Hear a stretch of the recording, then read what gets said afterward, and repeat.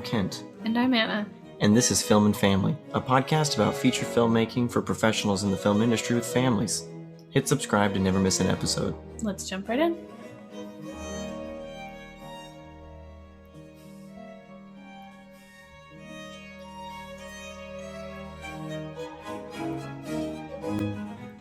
Okay, so as you can hear, Kent is back. I'm back! Yay! And today we want to talk about storytelling and selling. So this topic comes from the idea, which I think is a misconception, that people are either kind of right-brained or left-brained, that it's hard for creative people to be business-minded. And I think it's important to know that when we're storytelling, you're selling, that those two are actually not totally different from each other.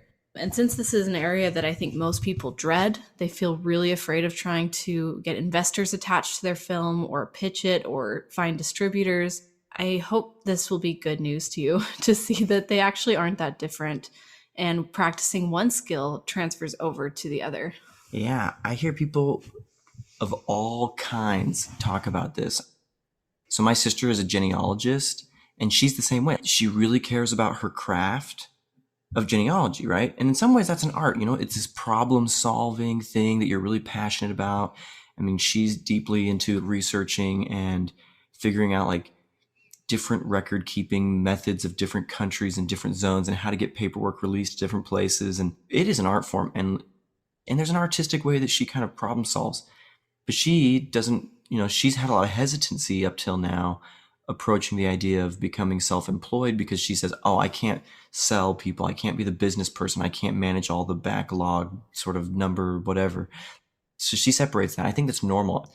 I know people who are even software engineers, which you might think is not an art, but it is. It's a creative problem-solving, technical sort of craft, but they avoid management responsibilities because they separate those two. And I don't know. I'm not saying there's anything wrong with that. Some people do become what you would consider a super level 2.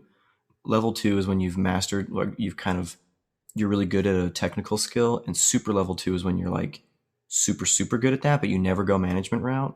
And then level 3 would be like management positions, and level 4 would be like executive suite kind of C-level stuff. That's like a thing I learned in an engineering class that I wasn't supposed to be in. Anyway, but yeah, I think it's this idea that like you're one or the other seems strange to me, because there's so many technically brilliant people that move on into managerial, entrepreneurial leadership roles. And it's the same thing with selling. You need to learn to sell. Sell doesn't always mean like you're like door-to-door salesmanship, Yeah, we kind of have an image of what selling looks like that we grew up with, which, for our generation is maybe very cheesy little ads on TV or people soliciting you that you don't want calls or visits from. Or salesy is a word that comes up, where it's like someone who's very pushy or who won't take no for an answer, or who maybe doesn't have your best interest in mind. They just want to sell you that thing no matter what the cost, literal or otherwise. Yeah. So I took Daniel Pink's masterclass, and he talks about the power of persuasion, and he's pretty much an expert on that topic, and how we're always persuading all the time. This is part of our interaction with other people, and how this skill can transfer to so many different areas. And if you think about it, that passion that you're saying your sister has, and that lots of people have for what they do or what they just care about, is one of the major components of persuasion. It's just that you have a passion for it. It's easy for us to sell people on things. We do this all the time for things that we just love. We're not representing the company. We don't get any percentage of profits, but like our vacuum, we love our vacuum. And D-Bot, go buy it. D-Bot vacuum. It can map our house, and we use it every single day, and it cleans up the carpet and the hard floor, and it can mop. And right now it can empty into an auto empty station that we just take out once a month. And it's best. And we're going through massive withdrawals because we had to get the thing serviced. And now we don't know what to do with ourselves because we don't have our dang vacuum. I literally forgot. This is so funny, but I forgot like what do you do without a vacuum? We don't have a vacuum otherwise. And then I had a friend come over and I was telling her about this, and she said, "Do you want me to sweep your floors for you?" It's like, oh my gosh. Yeah, and I was we like, can sweep "Oh our yeah, floors. sweeping." I forgot that's what you do. What a bunch of snooty. But actually, same friend bought the vacuum herself. So she has one too now. And we just sold them on it because we like it so much. And this episode is brought to you by it's not true. It's an expensive vacuum. It was, but it's a lot, but we use it every single day. We use it every day, and it saves us hours, and it keeps our house way cleaner. I wouldn't vacuum, mop, and sweep every single day. And you can feel the difference just stepping on the carpet or on the floor. It's crazy. All right, enough selling this vacuum. I think you've made your point. See how fun it is when you just care about something? Like, it's so easy to just talk about all the reasons you love it. But I think we get self-conscious when it's our own thing. Yeah, like, let's throw it to a creative thing. When was the last time you saw a movie and you sold it to someone? Oh my gosh, you will fight for that movie. If someone tries to tell you that it wasn't that good, you start going into all the reasons why it was so good because you're like defending it. Like, no, you don't understand. Yeah, it. You didn't get it. You didn't get it. It was lost on you because this was so good. Same with, like, right now, I'm going to evangelize. I'm going through this major love phase with The Killer's new-ish album, Imploding the Mirage. I love the cover art. I love every song on the album practically.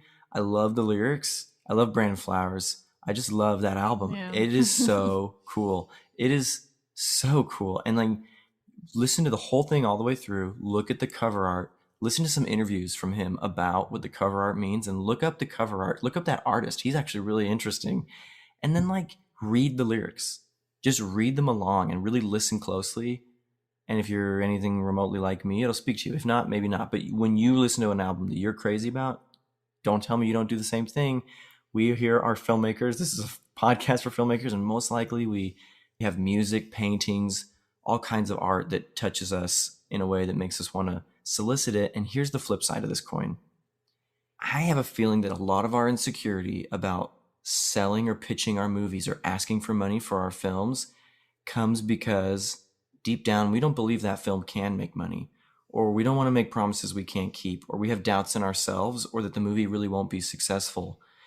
And, well, that's kind of a problem. Should you really be helming a movie that you don't believe in? Or should you be doing the thought work? And maybe the movie does need work. Maybe you need to reconceptualize or rewrite the script or punch it up a little bit, but get it to a point where you can feel confident. No, this is a great project, and, like, it's okay. You don't have to invest in it, but snooze, you lose, man. I mean, it'll be your loss. And you don't want to say, I would never say it like that to someone, but I would say it basically like, we have a lot of confidence in this project, and we really believe that the people who end up investing in this are going to be really happy that they did it. And if this resonates with you when I tell you this story, then that's your heart telling you that you want to be a part of this, and I feel passionate about these projects that I'm working on, but I definitely have had times in my life where I'm too self-conscious. Like, can I really make any promises to these people? How confident am I really? We start to make it personal, and it's not about selling yourself. So there's a difference between selling your work and selling yourself. You don't have to go around and say, I'm the best director. You have to believe it. Like, here's all the reasons why. That's just, pretentious. But if you love the story, which hopefully you're doing work that you love, or that's your, what you're trying to pitch, what you're trying to get going, and you have a good reason, tell them the story of how you fell in love with that project. Like, this is how I found it. This is how I felt about it. This is where it's coming from. This is why it matters to me. And if you're directing especially, you need to have that very clear in your mind throughout the whole process. You're communicating that vision. You're taking people on a journey and sharing why this story matters. And, good products, to a degree, also just sell themselves. So instead of saying why it's the best and why it matters to you and all those things that Anna just said, which you do need to believe those things, I think it also helps to just tell the story. And if the story is really good, you'll feel it. And if it's connecting with those people, you'll feel it. And it might not always connect. I've pitched scripts where it was about a 50-50. 50-50 is pretty good. It was a very divisive script, but it was powerful. And I could tell that some people deeply, deeply resonated with it, and some people deeply, deeply hated it. And 50-50, you might think, oh my gosh, if 50% of the people hate it, I mean, like, could you imagine getting a 50% Rotten Tomatoes? It doesn't matter. Investors don't check the Rotten Tomatoes score, and if they do, they still don't care if it got a 0%, if it makes $1 million, like if it makes millions of dollars on top of its budget. That said, if people are responding strongly to something, then people will pay money and they'll drive to a theater. They will sit down and spend 2 hours to watch it. They will talk to people about it and get word of mouth going. I'm not advocating like bombastic, sort of punky filmmaking necessarily, like make whatever gets you attention kind of stuff. But this particular script we did feel very personal about. We felt very strongly about it. We felt like it was meaningful and purposeful and helped people. But we also knew that there were some people that just were not going to like it. And there were some people that did not like it. But the people who did, it really connected with them. And I kind of think of La La Land as a movie that was like that. Some people just hated that movie. They didn't like the ending. They didn't like the beginning. They didn't like the musicalness of it. They didn't like the jazziness of it. They didn't like Ryan Gosling in that kind of a role. I heard it all. But the people who loved that movie loved it. And they went and saw it over and over and over again. And I think that movie did just fine for itself. I think it was plenty successful. Well, and even if it's not financially successful, it doesn't mean it's a failure. And there are often times when I watch an amazing film and just think, I hope that this director knows how amazing this film is. Yeah, even though it wasn't quote unquote successful. Yeah, it's easy to just see lots of numbers and see lots of, you don't see the reactions people have to it.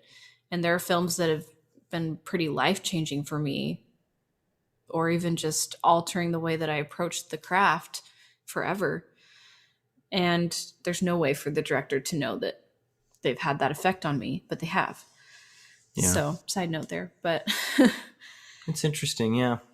So if you feel like you don't like selling, first of all, if you don't have to sell your stories, then fine. You might have a great producer, you might already have the connections, you might not need this podcast.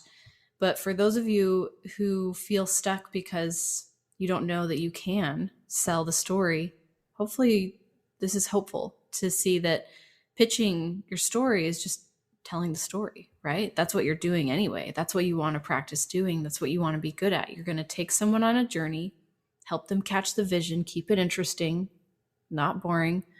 You want it to be memorable, sensory, and if you just love it enough, it's not hard to sell when you believe in something, like we've talked about. So do you feel that way about your story? Yeah, I do. I'm just going to push back on one thing you said, which was this podcast isn't for you if you're not the one who's in charge of pitching the movie. Mm. Everyone's in charge of pitching the movie. Everyone. First of all, if people get off set and they start talking bad about what a bad set experience it was and yada, yada, I mean, that can kind of hurt a movie. But really, everyone's in charge of pitching themselves. And so I'm going to go back to like this other thought that you shared about like, it's not about pitching yourself or selling yourself. It's about selling the project. But like, for example, an actor, I think sometimes we do get caught up in like, if you don't get the role, that's like a reflection on your acting. When I think we all know that, man, and some actors probably don't know this, but when you're a director or a producer or a casting director, it becomes very quickly evident to you that there can be extremely skilled actors that are just not the right fit. The storytelling and everything is such a subjective thing that you are trying to create as a director or some sort of producer. It's very emotional. You're just trying to feel it. And someone will step in the room and you can go, I mean, they're extremely skilled. And the audition itself might reveal things to me about that character that I didn't know before, but I can just say that person doesn't quite feel right in the role. They don't embody this ineffable thing that I have created in my mind with this character, whether you wrote the script or not as the director. On that one hand, there's that thing, right? But on the other hand, it's like actors can get all sorts of roles that they might not be first pick for, and other crew members, anyone, right? You're always selling yourself when you're super great to work with. For example, when you are like an AC and you are just like, I'm going to step off of this set having given everyone my absolute best with a good attitude, and I'm going to be really kind to everyone, and I'm going to work really hard, and I'm going to try and learn, and just you have the best attitude you can. You're going to walk away from that set having sold yourself, right? In a sense, Everyone's going to go and actually sell for you because they're going to say, it was such a good experience working with so-and-so. And actors are the same, right? If it's just like, man, I just love working with this actor. They're so reasonable to work with. And after a while, people get tired of working with difficult people. It's too hard in this very high stakes creative medium that we're all part of to work with difficult people. It just gets exhausting, which just brings me to this idea that marketing, which is similar to selling, not the same thing, but it's similar, is serving and helping people. It's that way no matter what part of the process you're involved in. But pitching to someone is paying a compliment to them. It's, you're just like, hey, I wanted to share this story with you, whether it's feedback or whether you want to invest. I'd love your input. And I think people are flattered by that. I think that if you go and you show up and you work your hardest, you're selling yourself, but you're also serving people. You're giving them as much value as possible. Even marketing that we've experienced as through the coaching program, the membership, the Film and Family Academy that we offer through Invisible Mansion Pictures, our marketing is pretty much giving away free stuff. And we don't care if people join the email list and get off the email list right away. It's like, we want to help people. And that marketing is helping people for free. And it introduces them to what we do and it helps them understand our services. And people join the coaching program, as many people as we need. But not everyone is going to join. But I don't know. It's just like when you put value out, value comes back. It always comes back. Yeah. So you show up on each set and say, I'm going to put more value in than they're paying me. I'm getting paid $500 a day to AC. I'm going to give them an $800 a day AC. I'm just going to over deliver. I'm going to be an actor. I'm going to show up memorized and I'm going to show up with a really positive attitude. And I'm going to do nothing that's going to put extra weight on the director or on the crew. I'm going to direct this movie. I'm going to put extra prep work into it and deliver a movie that I feel like is my absolute best work and try and make a movie that's going to deliver way more than these investors paid for, right?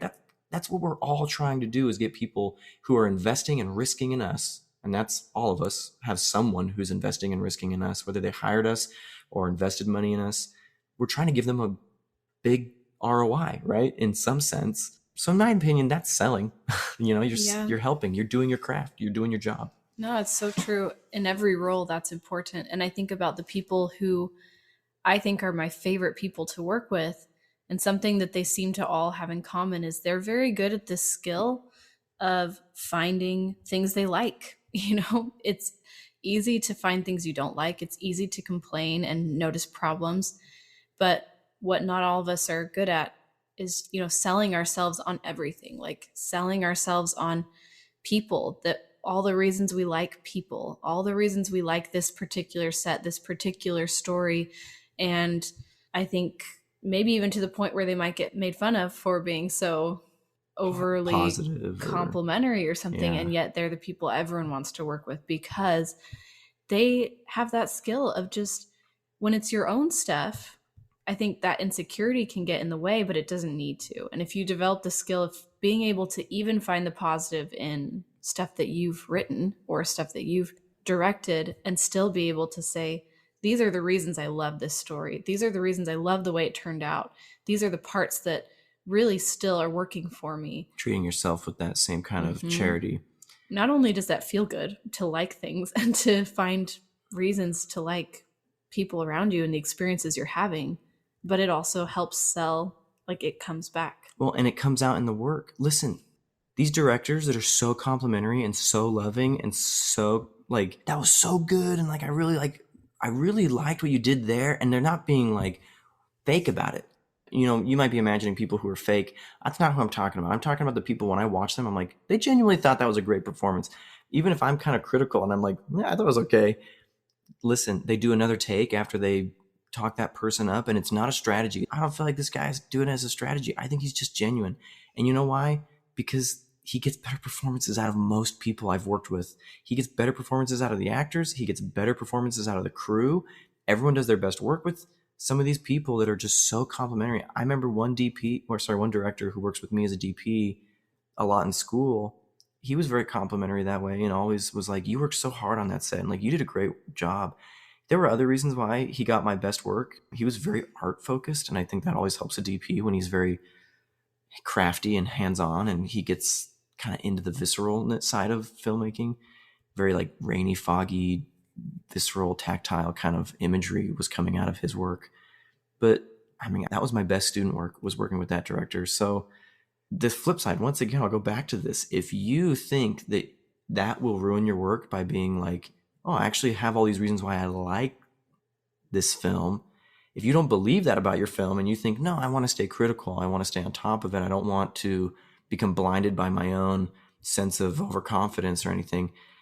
Obviously, we don't want to do that. But really, if you don't love your story and you don't love your film, are you really the best person to be the writer on that script, the director of that movie, the DP, the actor playing that character? If you don't love whatever it is you're bringing to the table, are you really the best person for that job? I don't want that to cause any of you like an anxiety attack. You probably are. You just need to learn to accept and learn to see that, you know? So sell it to yourself, which was an interesting phrase that made me also think of that comes down to craft. I mean, when you're editing a film and you're editing it, you're trying to sell that this really happened. Right. That's know? kind of what I'm saying is like even practicing selling or pitching your story transfers over to telling the story, and storytelling is also selling. So it goes both ways. Like, first of all, people can sense if you are passionate about the story. Quote, I don't buy it. Right? Like, yeah. Like you watch a movie and like the guy jumps off the airplane and does a triple backflip and it explodes and then he like kicks a shark in the face and you go, I don't buy it, you know? Right. They have to actually believe that this character might not survive. They might not get what they want. Or that character would actually do that in the first place. You know, like, that their action is motivated. Sometimes that's very hard to do, especially you look at historical films where people already know the ending. We were talking about this with Valkyrie. Yeah. It's a story Bryan about Singer film from 2008, 6, somewhere in there. Yeah, like German resistance. And we all kind of know the ending of that. They don't kill Hitler, right? Right. They have this plan to kill Hitler. And yet they manage to keep you engaged and almost wonder if it's going to work or how it is not going to work. And it's crazy that they can do that. It's an impossible sell. Like, how did they even get that movie funded? It's like, we're going to make this movie about these guys, and the whole suspense is like, are they going to kill Hitler? And everyone goes, I think everyone like third grade and up knows the ending of this movie before they go see it. How are you going to make that suspenseful? I don't know. And they did a great job, I thought. Yeah, it's a beautiful film. I love it. It's a great film. So, again, that is the challenge. Go watch Valkyrie. We're selling it. Oh, we could sell you all day on this podcast, but we won't. On all the things we love. This podcast. This podcast is the best podcast. No. I mean, we could spend the whole episode selling all of our favorite things. Peachtree City in the golf cart. What else? We've done that on too many episodes. Our pillows are really comfy. Our comfy pillows that we tell the whole story of this. Yeah, okay. Our best pillow. All right. Okay. Anyway. So hopefully this podcast helps you realize that if you like storytelling, you actually already love selling people, and those skills will transfer easily over, and don't be afraid to try it. It's not as different as you might think. Yeah. And you might actually find a lot of joy in it, and you'll be able to take your own career into your own hands a little bit more. And I'm a huge advocate for not believing that filmmaking is this weird career where you're waiting around, twiddling your thumb for someone to come in and realize just how doggone talented you are. And here's the standard rich and famous contract, as they say in the Muppet movie. Mm-hmm. You can't sit around and wait for that. The lottery only strikes once in a blue moon. And even if you get it, you're going to have to win it again, as Chris McQuarrie explains. But if you learn to just become a little multidisciplinary and you start to learn to sell your work and your craft and help people realize the value of what you do and actually learn and develop your skills so that what you do is valuable, it's a two-edged sword, then you can steer your life, you can direct your life, and you can find so much more peace and confidence doing that. In my opinion, I've found that I feel really safe knowing that it's lovely to be able to hire a whole crew and have a lot of money, but if I need to, I can edit this thing if I have to. I can shoot it if I have to. I mean, Anna maybe doesn't feel that kind of cross-disciplinary shit, but you have other cross-disciplinary skills. Mm-hmm. She has all sorts of managerial skills, both on the back end and on like the directorial end. You learn what kind of a smorgasbord of skills you want to learn, but this is one of them. I think this is a particular skill that helps everybody is that sort of idea of selling, which is really just helping people. Yeah. Well, that's all we've got for you today. If you like what you're hearing on the podcast, you'll love our weekly email. Click subscribe in the show notes to stay up to date on the latest opportunities and resources we have available. We'll see you next time. Bye. Bye.